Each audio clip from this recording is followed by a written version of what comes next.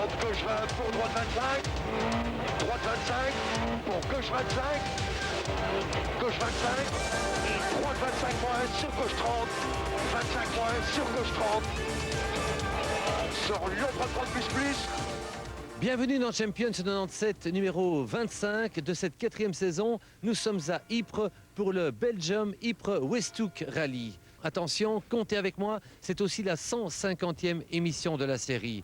Cette 5e manche du championnat de Belgique des rallyes internationaux compte aussi pour le championnat d'Europe avec le coefficient maximum.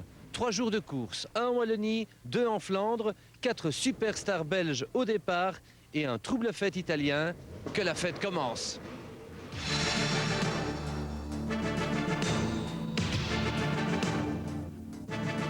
Vendredi 27 juin, 9h du matin, Bruno Thierry se présente sur la Grand Place de Ypres avec sa toute nouvelle Subaru Impreza. Il porte le numéro 1. Numéro 1, une place qu'il compte bien conserver. Bruno a soif de victoire, la concurrence aussi. Freddy Loex n'a plus gagné depuis novembre 96. Patrick Sneyers a fait de Ypres l'objectif principal de sa saison. Andrea Aghini aura la lourde tâche de remplacer Renaud Verheydt. Et Grégoire de Mévius nous arrive tout confiant après son excellent résultat à l'Acropole. Nos 5 ténors sont prêts à en découdre sur un parcours tout nouveau. 3 journées de course sont au programme avec le vendredi une escapade de 5 étapes spéciales en Wallonie.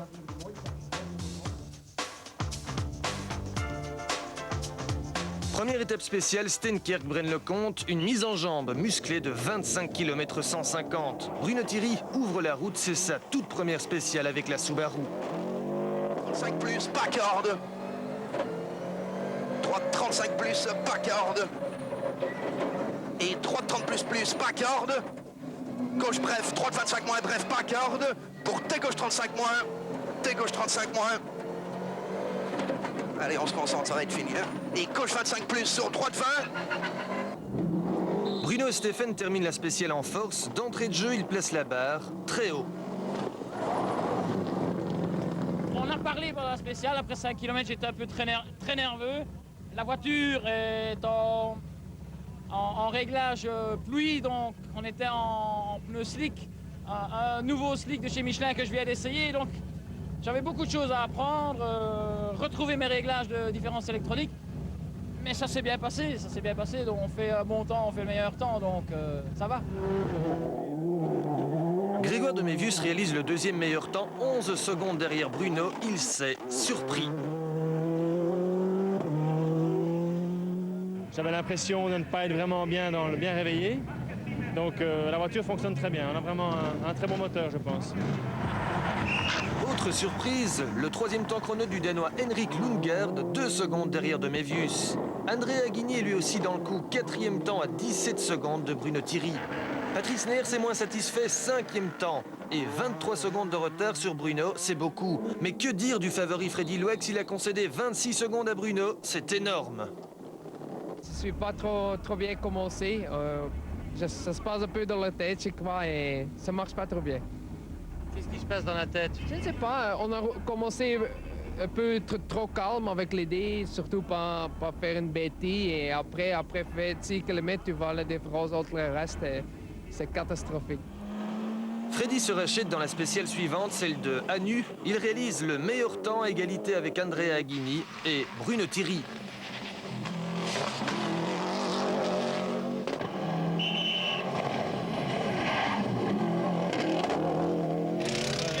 Au service d'assistance, Bruno et Freddy sont soucieux. La météo est incertaine. Ils doivent choisir leur pneumatique pour la prochaine spéciale qui est à plus de 100 km à Ranly, entre Beaumont et Chimay. 100 km plus loin, il fait soleil et c'est Patrick Sneyers qui se réveille. Il réalise son premier temps scratch devant Lundgaard et Aghini. Bruno Thierry est 4e à 5 secondes.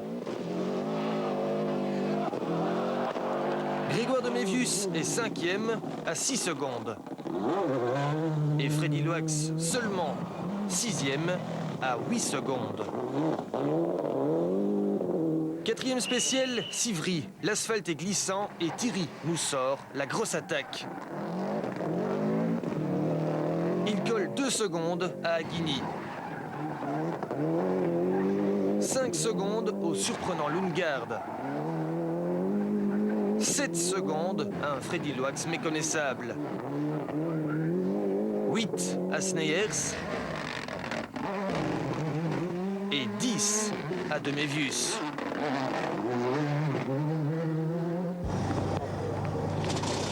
Au Berg d'Assistance de Beaumont, on mesure la popularité de nos rallymen. Bruno Thierry reprend des forces. Freddy Loax se pose beaucoup de questions. Grégoire De Mévius a fait un mauvais choix de pneus. Mais en 10 minutes, le temps change. Il commence à pleuvoir, les mécanos de Patrick Sneyers changent les réglages. Et puis, à Moucron, le soleil de retour. Lundgaard et Loax ont choisi les bons pneus. Ils réalisent le meilleur temps.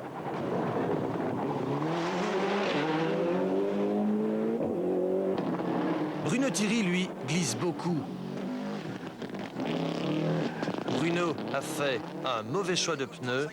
Il va le regretter. Droite 30 large, long gauche 30 plus, quitter droite 35 bref, après triangle. Gauche 30 plus bref, 100, T gauche 30 plus large, en bosse ok. Heureusement, la spéciale n'est pas longue. 3 km 35, Bruno ne concède que 3 secondes. Droite à fond, 120 mètres. D'autres ont encore moins de chance, comme Eddie Snat et sa toute nouvelle Mitsubishi Lancer Evo 4. Ils sont des milliers à suivre le rallye. Chaque spéciale fait l'objet d'une préparation minutieuse. Regardez plutôt les images que nous avons tournées juste avant le départ du rallye. Elles sont surprenantes.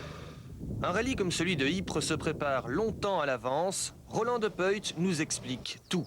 Voilà donc tout le matériel pour une des 18 spéciales des 24 heures d'Ypres 1997. Roland De Peut, on peut dire que vous avez un stock incroyable de matériel. Évidemment, c'est un stock impressionnant. Ici, vous voyez derrière moi 7000 panneaux de zones interdites, dont 3500 reviennent après le rallye. Et tout cela, on doit les réparer et les remettre de nouveau prêts pour l'année d'après. Budget sécurité des 24 heures d'Ypres. Nous devons compter uniquement sur le matériel d'un budget d'environ 2 millions de francs. C'est le stock à l'heure actuelle que nous avons donc en dépôt dans nos magasins. Retour au rallye avec la dernière spéciale du jour, Wattou 12 km. Nous sommes avec Grégoire De Mévius qui connaît des problèmes de ventilation. 250, droite, resserre, 2, ok, coupé, et la ventile. Sans rien y voir, ou presque, Grégoire continue d'attaquer. Il termine cette première journée en 6e position.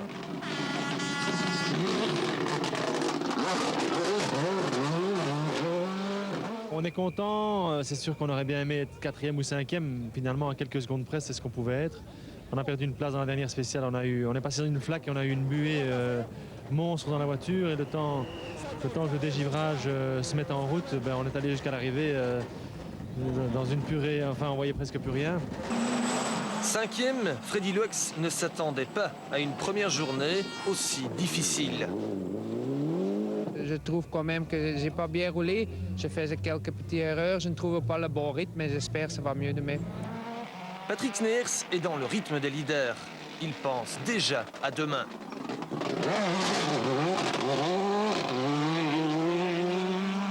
Pour le moment, je suis 4e. Si on peut gagner quelques places demain, et le reste après-demain, c'est bon. C'est moins catastrophique que l'année dernière. Oui, absolument. 6 secondes devant Patrick Sneyers, on retrouve l'Italien Andrea Ghini. Tutto bene, speriamo domani di fare una buona gara. C'est possible de vincere? Ma vediamo, con calma. La surprise, la voici. Le Danois Henrik Lundgaard nous a éclaboussé de tout son talent. We have been in Ypres 2 times before, so we also know a little bit about the stages. And the setup of the car is exactly the same that Freddy Loax and Veride has been driving early on. Bruno Thierry termine cette première journée en tête. Dans la dernière spéciale, Bruno attaque.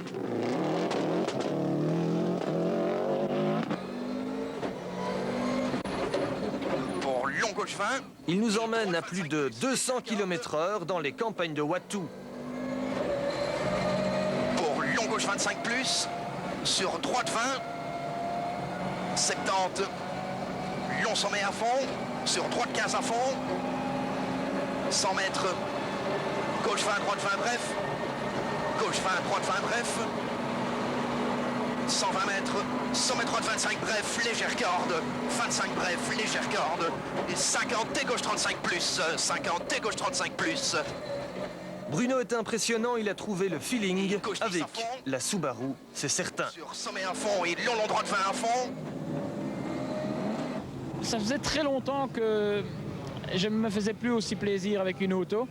Ici, cette auto est agréable, elle est très progressive. Elle vous permet un pilotage à la fois propre, mais aussi brutal, entre guillemets. Elle est facilement contrôlable, pas vicieuse. Et il n'y a rien à faire si on fait corps avec la voiture.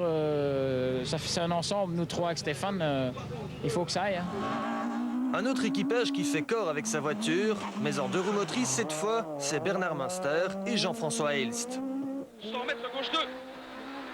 150, attention, petit sommet droite 2. Et frein 30 mètres avant sommet pour 50. T gauche 3. T gauche 3. Pour quitter droite 3, gravier. Quitter droite 3, gravier. 200 mètres, droite 2, bosse. Droite 2, bosse. On a une avance d'à peu près 1 minute 30, je crois, sur Jean-Pierre Van der Moer. Donc, je crois que c'est confortable puisqu'on n'a quand même pas encore fait... on n'a fait qu'un quart du rallye, donc, ou un tiers du rallye. Donc, je crois que c'est bien. Marc Diemers perd d'entrée de jeu beaucoup de temps dans la première spéciale. Il y avait une pierre qui était dans une corde, sûrement remise par une des voitures de devant. Et je n'ai pas pu l'éviter parce qu'il y avait vraiment trop de boue. En groupe N, Kurt Echters et Lili Genten crèvent eux aussi, et c'est Chris Van Wunzel qui est en tête. Dans la catégorie des 2 roues motrices de moins de 2 litres, Jean-Pierre Van de Hover a trouvé un nouveau rival, Pascal Gaban et sa toute nouvelle Citroën Saxo Kit-Car, un acteur de plus dans la pièce. Mais oui, c'est fabuleux ça. C'est une marque en plus et un acteur. Gabi Goudeuzen est soucieux. Sur la grande place de Braine-le-Comte, sa Mazda ne démarre plus. Qu'est-ce qui se passe, Gabi? C'est le Bob Sensor, je pense. Je vais enlever la fiche maintenant. Moi, je peux faire sur moi-même. Hein. Quand Gabi prend les choses en main, il ne chipote pas. La Mazda redémarrera. Explication. C'est la faute de Philippe. En sortant de la voiture, il a touché la fiche de l'ordinateur. Et la fiche de l'ordinateur est un peu sortie. C'était tout. Très performant au volant de sa Honda Civic, Jean-François Bonnier connaît moins de réussite. En quittant l'Eurogroupe de Beaumont pour se rendre à Moucron, il est victime d'un stupide accident de la route qui le contraint à l'abandon. Présage, dans la spéciale de Hanu, il avait croisé un chat noir. Classement de cette première journée, Bruno Thierry est en tête devant Lundgaard à 22 secondes, Aguigny à 26, Neers à 32, Loix à 35, Demevus à 38, Münster domine la F2, Van Wunzel le groupe N. Bruno Thierry en tête au terme de la première journée de course, c'est une bonne surprise, mais rien n'est joué car il reste 2 journées aux conditions climatiques incertaines. Le choix des pneumatiques sera décisif. Zandvoort, première spéciale, Lundgaard attaque, il réalise le meilleur temps et colle 6 secondes à Bruno Thierry. Quelque chose ne va pas. C'est pas ce qui se passe. Depuis le départ de la spéciale, on n'a pas de pression d'huile dans les différentiels. Ce qui gère la motricité, entre guillemets. Règlement oblige, on ne sait rien faire. Donc on est reparti maintenant pour 30 bornes comme ça. Ça n'aurait pas su arriver au plus mauvais moment. Toujours ainsi. Avec la chance qu'on a. Mais qu'est-ce qu'on a fait au bon Dieu? Pas possible. Ça arrive au départ d'une spéciale où on doit faire 60 km. Catastrophe. L'électronique gérant la répartition de puissance sur les 4 roues motrices de la Subaru est en panne. Bruno perd à nouveau 12 secondes dans Heuveland, la plus longue spéciale du rallye, celle où il comptait faire la différence. J'ai pas de différentiel central, devant j'ai rien, j'ai pas de pression d'huile, la voiture est inconduisible, je suis crevé. Les malheurs de Bruno correspondent au regain de forme de Freddy Loix. Freddy vient de réaliser le meilleur temps, il s'informe pour savoir quelle pneumatique choisir.